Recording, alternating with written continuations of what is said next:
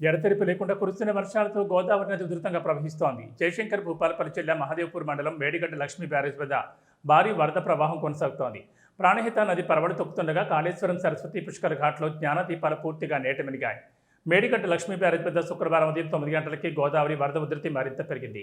Barrage వద్ద నీటి మట్టం 96.40 మీటర్లకు చేరుకోగా ఇన్ఫ్లో అవుట్ఫ్లోలు సమానంగా 8,35,800 క్యూసెక్లుగా నమోదయ్యాయి.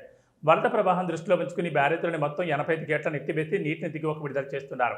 ప్రస్తుతం బ్యారేజ్ వద్ద గోదావరి నది ఫ్రీ ఫ్లో పరిస్థితిలో కొనసాగుతోంది.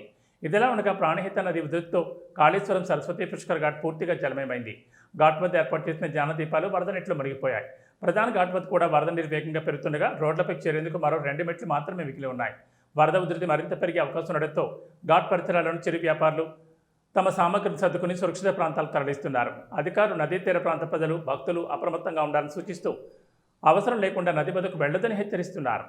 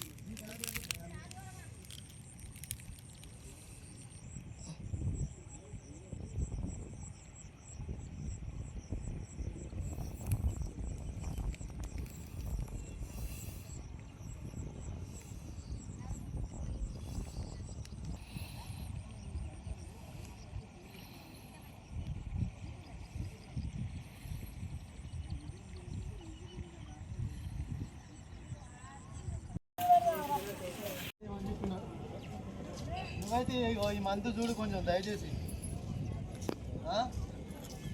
మర్చిపోకు బావా.